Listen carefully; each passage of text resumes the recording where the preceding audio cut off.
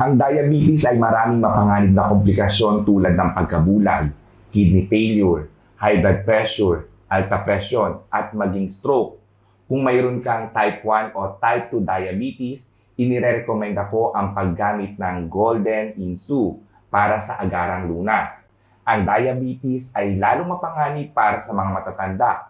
Kung ang iyong pamilya ay may mga matatandang may diabetes, hayaan silang gumamit kaagad ng Golden Insu upang maging stable ang kanilang blood sugar. Ang labis na blood sugar ay humahantong sa mga mapanganib na komplikasyon.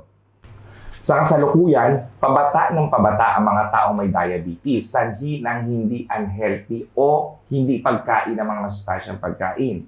Kung ikaw ay diabetic, limitahan ang pagkain ng mga matatabang karne, mga lamang loob, balat ng manok, at limitahan ang pagkain ng confectionery o yung mga sweets at soft drinks.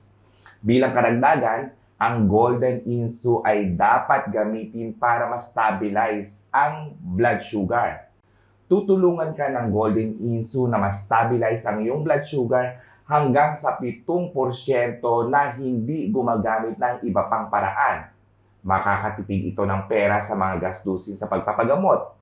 Pagkatapos ng maikling panahon ng paggamit ng Golden Insu, mawawala ang mga sintomas ng diabetes tulad ng fatigue, panlalabo ng paningin, pamamanhid ng mga paa, labis na pag-ihi at magiging maginhawa ang iyong pakiramdam.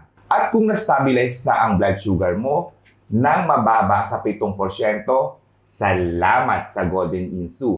Pareho ng mga pasyente na may type 1 at type 2 diabetes ay maraming gumagamit ng Golden Insu. Napakaligtas ng Golden Insu para sa iyong katawan.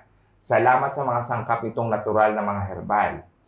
Bukod sa napakamura ng pambihirang produktong ito, hindi mo na din kakailanganin gumastos ng sobra sa pagpapagamot ng diabetes. Nakakasiguro ka sa kalidad ng Golden Insu dahil ito ay inaaprubahan ng FDA.